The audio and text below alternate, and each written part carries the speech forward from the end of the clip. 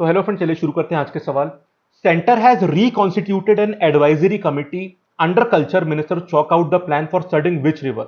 ये committee reconstitute करी गई है फॉर स्टडिंग जो मिथिकल रिवर सरस्वती थी उनकी स्टडी के लिए। और कल्चर मिनिस्टर कौन है आप जानते हैं, प्रहलाद सिंह पटेल जी। फोटो आप देख सकते हैं, very very important, Saraswati river. चलिए, एमएम कुट्टी कमीशन किससे एसोसिएटेड है?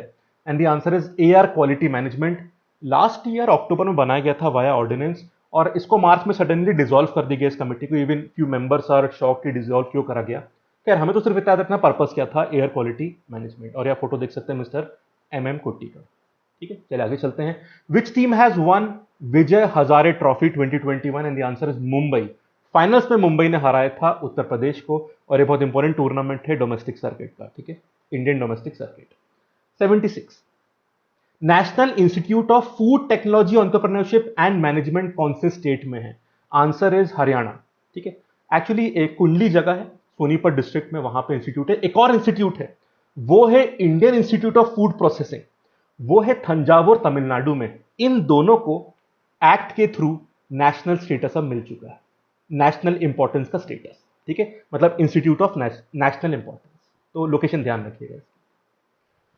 Name the world's largest arm importer as per the latest SIPRI report. ये बहुत इंपॉर्टेंट रिपोर्ट होती है। सीपरी मतलब Stockholm International Peace Research Institute. Stockholm International Peace Research Institute ये Swedish think tank है जो आर्म्स, एक्सपोर्ट, इंपोर्ट, डिफेंस इस field की बहुत इंपॉर्टेंट रिपोर्ट निकालता है।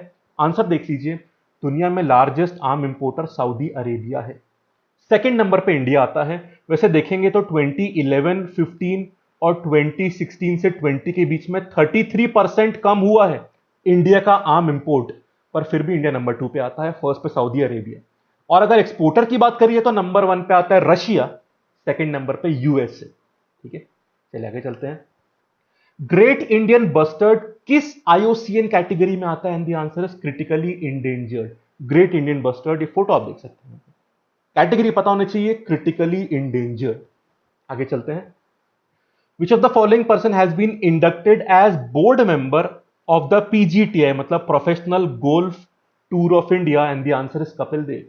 1994 में जब कपिल देव जी ने इंटरनेशनल क्रिकेट से रिटायर करा था, तभी से गोल्फ खेल रहे हैं प्रोफेशनली, और अब इनको बोर्ड मेंबर भी पीजीटीआई में बनाया गया। इन्होंने बोला है कि मतलब पूरा गोल्फ के डेवलपमेंट के लिए बढ़िया काम करेंगे।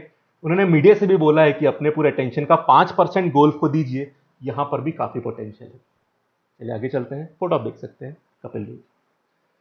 विच इज द वर्ल्ड्स मोस्ट, अच्छा इंडिया का पूछ रहे हैं यहाँ पे, ये पॉपुलेटेड नहीं है, पल्यूटेड है, ये ध्यान रखिएगा, थोड़ा चेंज कर लीजिएगा।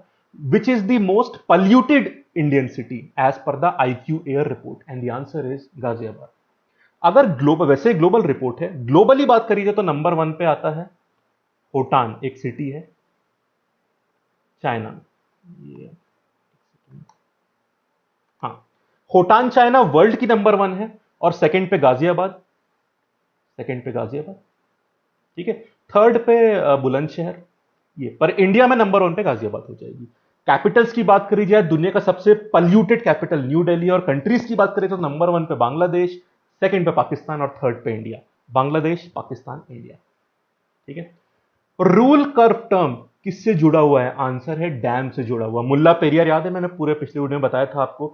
एक्चुअली डैम में जो फ्लक्चुएटिंग वाटर लेवल होता है उसके मेजरमेंट का जो पूरा टर्म है उसे बोलते हैं रूल कर्व, और डैम की जो गेट्स की ओपनिंग प्रोसीजर है उसके लिए रूल टर्म का कॉन्सेप्ट बहुत इंपॉर्टेंट होता है। ठीक है, और सुप्रीम कोर्ट ने तमिलनाडु के चीफ सेक्रेटरी से बोला है कि मुल्ला पेरियार का जो पूरा रूल कर्व की इंफॉर्मेशन है आप as soon as possible disclose हमें बताइए, ताकि जो भी आपको पता है ना, केरला वाले तमिलनाडु से बोल रहे थे कि जो भी गेट ओपनिंग प्रोसीजर उसमें कुछ डिस्क्रिपेंसीज वगैरह बताई जा रही थी, मतलब दोनों स्टेट आपस में कुछ ना कुछ बातें बोल रहे हैं, तो ये बताना है चीफ सेक्रेटरी ऑफ तमिलनाडु को सुप्रीम कोर्ट।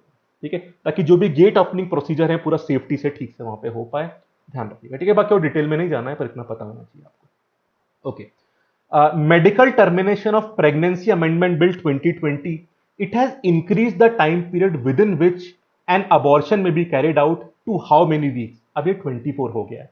देखिए फ्रेंड्स, पहले का रूल, अगर पहले किसी इंसान को अबॉर्शन करवाना है तो 12 वीक्स, ये वीक्स की बात हो रही है, 12 वीक्स से पहले सिंगल डॉक्टर की परमिशन, 12 से 20 तक 2 डॉक्टर्स की परमिशन। अब चेंजेस क्या हुए हैं, 20 वीक तक अबॉर्शन करवाना है तो 1 डॉक्टर की परमिशन, 20 से 24 वीक्स में 2 डॉक्टर की परमिशन, और 24 से ऊपर किसी स्पेशल किसी रीजन से करवाना है तो एक स्टेट लेवल का मेडिकल बोर्ड बैठता है, तब परमिशन मिलेगी, अगर वो ठीक समझते हैं तो तभी हो पाएगा। ठीक है, तो ये चेंज करा गया, ध्यान रखिएगा, इस 20 को 24 बना दिया गया, इंपॉर्टेंट है।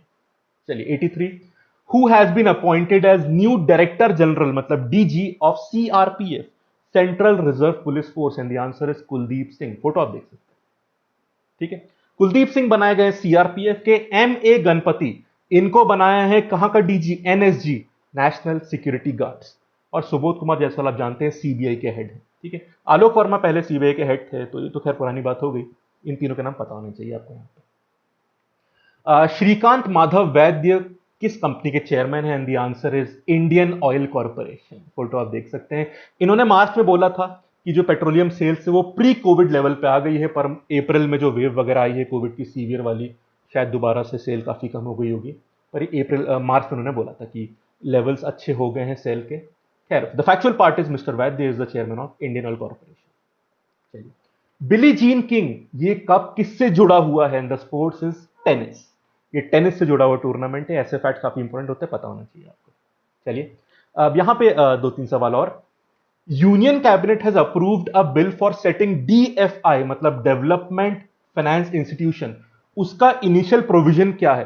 देखिए, बेसिकली ये डेडिकेटेड बैंक्स की तरह हैं जो इंफ्रास्ट्रक्चर प्रोजेक्ट्स को सपोर्ट करेंगे, क्योंकि बहुत सारे ब्राउन और ग्रीन फील्ड प्रोजेक्ट अभी भी मतलब दे आर वेटिंग फॉर, वो मतलब अंडर गोइंग है, कुछ नए शुरू होने वाले हैं।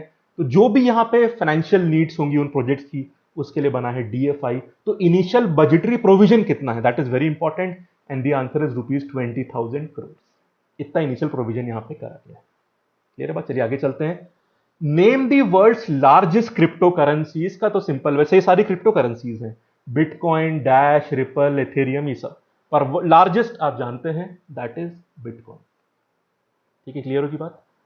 चलिए आगे चलते हैं। Name the first country to launch virus passport, and the answer is, ये चाइना ने किया है। देखिए, पहले वायरस पासपोर्ट का मतलब समझ लीजिए। वायरस पासपोर्ट मतलब एक तरह का एक डिजिटल डॉक्यूमेंट है जहां पे किसी भी इंसान का जो वैक्सीनेशन हुआ है उसके टाइमिंग्स, उसके बाद टेस्ट रिपोर्ट, जो कोविड टेस्ट, उन सबकी जो रिपोर्ट्स वगैरह होती है वो सारी जानकारी होगी।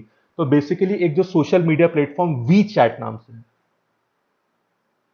वी चैट, ठीक है, तो उसमें ये पूरी जानकारी मिल जाएगी। तो चाइना से जो इंटरनेशनल टूरिस्ट है उनके लिए बहुत अच्छा, मतलब कहीं भी और जा रहे हैं तो it will be very convenient. जैसे कि आप टेस्ट की रिपोर्ट्स, वैक्सीनेशन की डिटेल्स, उन सब की जानकारी एक तरह से एक ऑनलाइन प्लेटफॉर्म पर अवेलेबल होगी, उससे बोलते हैं वायरस पासपोर्ट। ये कॉन्सेप्ट वैसे तो बहुत चांभई, क्योंकि पूरी इंफॉर्मेशन होनी चाहिए ऑनलाइन, इसका इनिशिएटिव चाइना ने लिया है, इसलिए इसको बोलते हैं वायरस पासपोर्ट। ठीक है, चलिए, तो ये था आज के सवाल। अगले क्वेश्चंस में देखिए फ्रेंड, वीडियो का लेंथ थोड़ा कम करा है, but all the questions are very very important, ये ध्यान रखिएगा, और एक्सप्लेनेशन मैंने काफी बढ़ाया है। क्लियर। एक छोटी सी बात मैं इसमें ऐड करना चाह रहा था, बस 30 सेकंड और लूंगा उसमें। हाँ, मुल्ला पेरियार में एक बात ध्यान रखना, जो वैसे तो पूरा समझा चुका हूं, तमिलनाडु ये बोल रहा है कि जो भी उनको गैजेट्स और वो सब लगाने हैं एक्स्ट्रा चीजें फॉर मोर सेफ्टी, उसके लिए फॉर एग्जांपल 23 पेड़ काटने की परमिशन केरला नहीं दे रहा है, तो ऑब्स्ट्रक्शन हो रहा है उनको इस काम में। और केरला बोल रहा है कि जो गेट ओपनिंग ऑपरेशन, बाकी ऑपरेशन, उसमें को डिस्क्रिपेंसीज है। तो बेसिकली आपस में टसल चल रही है, वो ये बात बोल रहे हैं, वो ये बात बोल रहे हैं। हिस्टोरिकली मेन जजमेंट्स और लैंडमार्क तो मैं पिछली वीडियो में बता चुका हूं, तो जरूर देखना, उसके एंड के 3-4 महीने पूरा मुल्ला पीरियड मैंने समझाया आपको। एक ऐसा डैम 126 साल 126 ईयर ओल्ड है, केरला में है, इडुक्की डिस्ट्रिक्ट में, पर ऑपरेट करता है तमिलनाडु। ठीक है, तो उसकी सेफ्टी पे काफी यहाँ पे डिस्कशन होता रहता है। सुप्रीम कोर्ट में ऑन गोइंग मार्च में केस भी चल रहा है, तो उसमें भी सुप्रीम कोर्ट क्या बोलता है वीडियो में बताऊंगा मैं आपको, पर थोड़ा फॉलोअप ध्यान रखना, it's a very very important topic. चलिए फ्रेंड्स, तो अभी हम पहुंच गए हैं कहां तक, 88 तक। अगले वीडियो में इसका आगे बढ़ाएंगे, और जल्दी से मार्च को हम लोग यहाँ पे वाइंड अप करके इस बैकलॉग को जल्दी पूरा करेंगे। ठीक है फ्रेंड्स, वीडियो पसंद हो तो वीडियो लाइक जरूर कर दीजिएगा, very very important, channel subscribe कर दीजिएगा, और आपके फीडबैक्स अच्छे या बुरे जो भी हैं, मोस्ट वेलकम, कमेंट करके जरूर बताइएगा, मैं उनका वेट करूंगा। ठीक है, thank you so much, have a nice day.